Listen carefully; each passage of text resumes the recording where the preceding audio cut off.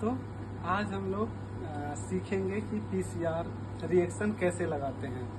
तो सबसे पहले कि मान लीजिए कि आपको पीसीआर रिएक्शन लगाना है, तो कोई एक लगाता है, कोई मतलब 4, 5 या 10 रिएक्शन लगाता है। अगर एक से ज़्यादा रिएक्शन लगाते हैं तो हम क्या करते हैं, मास्टर मिक्स बनाते हैं। तो हम पहले जानेंगे कि मास्टर मिक्स कैसे बनता है, फिर इसको एलिकाट करेंगे अलग अलग ट्यूब्स में, मतलब जितने भी आपको रिएक्शन लगाने हैं। उसके बाद से थर्मल साइक्लर में इस रिएक्शन को रन करेंगे। तो सबसे पहले हम ये जानेंगे कि जो पीसीआर रिएक्शन होता है उसके बेसिक कंपोनेंट क्या क्या हैं। तो मनीष आप एक बार आइए, यहाँ पे दिखा दीजिए कि हम बेसिक कंपोनेंट में सबसे पहले हम लेते हैं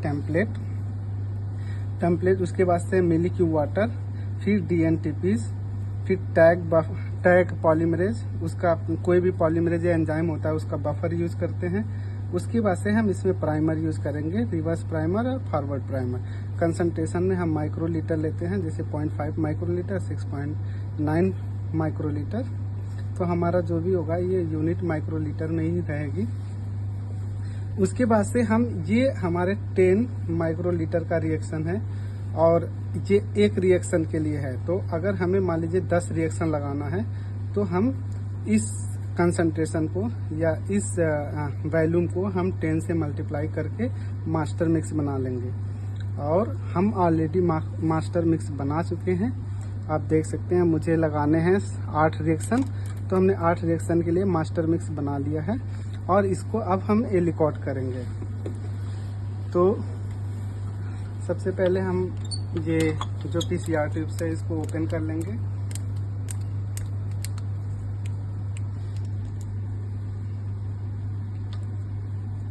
और उसके बाद से जो हमारा मास्टर मिक्स है उसको इसमें पोर कर देंगे अकॉर्डिंग टू जो भी हमने कैलकुलेट किया है 10 माइक्रोलीटर के हिसाब से।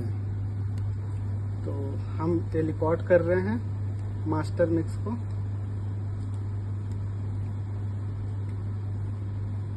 अब हमने अपना मास्टर मिक्स एलिकॉट कर लिया है। उसके बाद से हम इसको मिनी स्पून में मिक्स कर लेंगे। उसके बाद से हम थर्मल साइक्लर में इस रिएक्शन को लगाएंगे। तो हमने मिनी स्पिन कर लिया है अपने पीसीआर ट्यूब्स को। अब थर्मल साइक्लर में इस रिएक्शन को लगाएंगे। ये देख रहे हैं, ये हमारा थर्मल साइक्लर है। इसमें हम अपने रिएक्शन के अकॉर्डिंग कंडीशन सेट कर लिए हैं।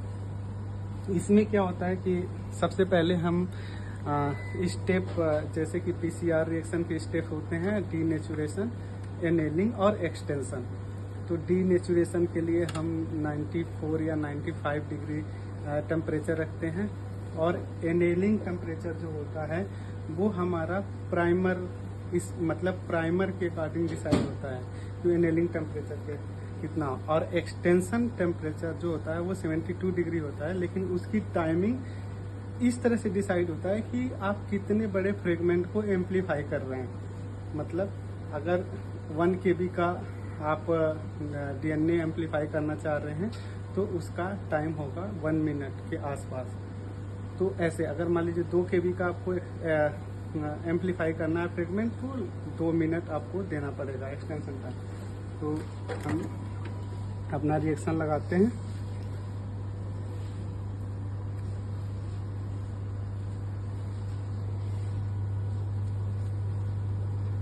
फिर हम थर्मल साइक्लर का लीड क्लोज कर देंगे और एक बार कंफर्म कर दें कि जो भी हमारा हमने कंडीशन दिया है, जो भी रिएक्शन का कंडीशन सेट किया वो सही है या नहीं। तो ये हमारा डीनेचुरेशन का स्टेप है, पहला स्टेप, जो 94 डिग्री पे 3 मिनट के लिए है। उसके बाद से ईच साइकिल में हमें 94 डिग्री पे 30 सेकेंड के लिए डीनेचुरेशन में जाना होता है, क्योंकि हमारी पीसीआर रिएक्शन जो होगी वो 30 टाइम्स रिपीट होगी। तो ईच रिपीटेशन में हमें डीनेचुरेशन वाला स्टेप भी इंक्लूड करना होता है। और एनेलिंग टेम्परेचर इस प्राइमर, जो हम प्राइमर यूज कर रहे हैं उसका है 55 और ये इसका जो टाइम है वो 45 सेकेंड का है। एक्सटेंशन के बारे में हमने बता दिया आपको कि जैसा आप जैसा जीन एम्पलीफिकेशन करना चाहते हैं उस हिसाब से आपका टाइम डिसाइड होता है। तो बाकी ये कंडीशन सेट हो गया है, उसके बाद से हम यहाँ से प्रेस कर देंगे स्टार्ट का और रिएक्शन स्टार्ट हो जाएगी। जैसे कि आप देख रहे हैं हमारी रिएक्शन स्टार्ट हो गई है। टोटल टाइम इसमें लगने वाला है लगभग 2 घंटे। तो थैंक यू।